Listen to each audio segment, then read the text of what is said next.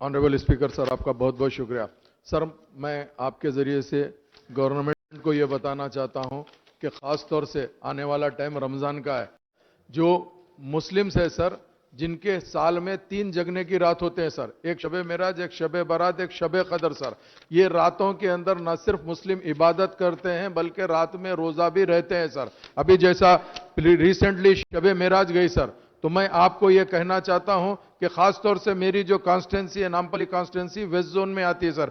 West zone के अंदर रात में 12 बजे के बाद में होटल अगर खुली रखे तो शबे मेराज में जो हर साल खुली रहती सर, अब की मर्तबा ना सिर्फ होटल वालों को लेके जाकर चालान करे बल्कि कई होटल वालों के साथ 3rd डिग्री का भी इस्तेमाल करे हैं सर। तो मैं आपसे यह ख्वाहिश करना चाहता हूं सर, आने वाले टाइम पे शबे बारात है सर, शबे बारात के अंदर ये होटल्स और कारोबार को चालू रखने के लिए जरूर हुकूमत को कहिए सर। और लास्टली सर, मैं आपको यह कहना चाहता हूं कि हर साल रमजान के अंदर सर बाजार रात में खुला रहता है तेलंगाना के अंदर, जहां जहां मुस्लिम पॉपुलेशन है सर। तो मैं आपके जरिए से हुकूमत को यह बताना चाह रहा हूं सर कि अब की बार भी रमजान के अंदर बाजार को खुला रखिए, होटल्स को खुला रखिए। मुसलमान रोजा रहते हैं सर, सैर करने का मौका दीजिए। और सर लास्टली सर, मैं ये कहना चाहता हूं, पुलिस वाले रात को 12 बजे होटल बंद कर दे रहे हैं सर,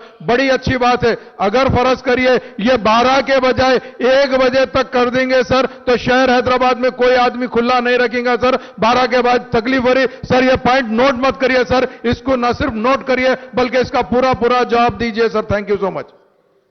స్పీకర్ సార్, नामपल्ली శాసనసభ్యులు जनाब जाफर हुसैन साहब ये रमजान के टाइम में ये दुकानदारों का जो तकलीफ जो बताए हैं हम नोट करें सब, कंसर्न्ड मिनिस्टर फॉर होम को हम बता देंगे सर, वो मसला हल करने के लिए रमजान के टाइम में सर।